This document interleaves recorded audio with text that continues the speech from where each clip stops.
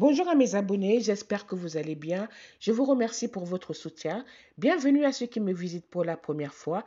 N'oubliez pas de vous abonner et d'activer la petite clochette de notification pour ne rien manquer et pour soutenir la chaîne. Pas de répit au 237. Muriel Blanche et Nathalie Koa ont fait emprisonner un homme et déclenchent la colère populaire selon le lanceur d'alerte Nzuimanto. C'est une affaire alarmante qui fait actuellement parler beaucoup de personnes. On se demande si la justice appartient à seulement des individus et pas au service des autres qui peuvent être jetés en prison sans aucun procès équitable. C'en a tout l'air.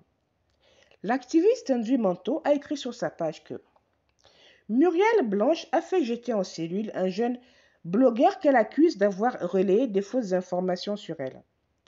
Mais que s'est-il vraiment passé? On peut lire dans la publication de la source que Muriel Blanche, tu as fait enfermer au groupement de gendarmerie de Douala un jeune parce que, dis-tu, aurait fait du Congossa sur ton nom via une page qu'il administre.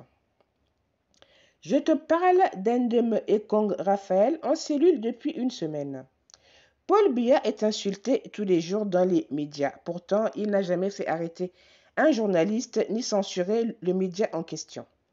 Si tu as fait le choix de changer de teint afin d'être la Beyoncé de ton village Banja, assume tout simplement ta célébrité, lui sort le lanceur d'alerte. Mais aussi, continue-t-il, je me souviens quelques années plus tôt, lorsque je m'intéressais à une de tes gaffes. Un proche à toi avait imploré ma compassion, rappelant que tu étais orpheline de tes parents.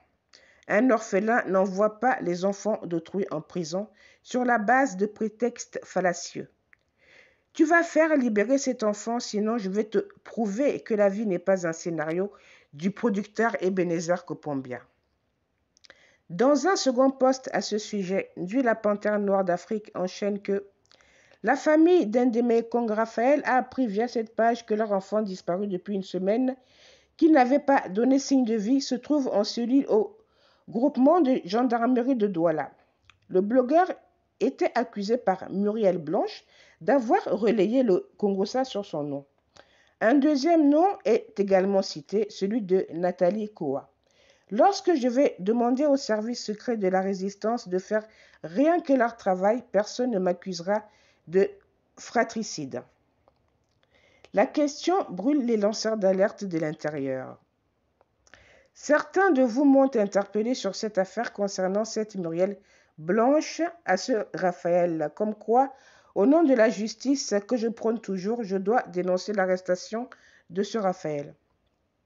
Vous l'avez sans doute fait en grande partie parce que vous connaissez parfaitement ma position tranchée sur ces femmes que vous aimez, tant appelées influenceuses. Mon avis est mitigé, car d'un côté, si ce Raphaël effectivement a fait dans la diffamation à son égard, il est pénalement à tort et par conséquent, elle est dans son bon droit de le poursuivre et nul ne devrait s'en offusquer, car aucune personne sur cette terre ne va accepter être diffamée sans réagir. D'un autre côté, si effectivement il n'y a pas eu de diffamation dans les propos de ce Raphaël, c'est donc une arrestation abusive. Et là, il doit être libéré et il peut poursuivre à son tour même cette Muriel Blanche. Au demeurant, chercher le travail, car les hommes et femmes qui créent des pages de Congossa, moi ça me dépasse. Chercher le travail, car tout ceci même, c'est l'oisiveté. Donc, c'était les dernières news relayées par le lanceur d'alerte Nzui Manto. Je vous remercie d'avoir visionné. N'oubliez pas, liker, partager. On se retrouve bientôt pour une nouvelle vidéo.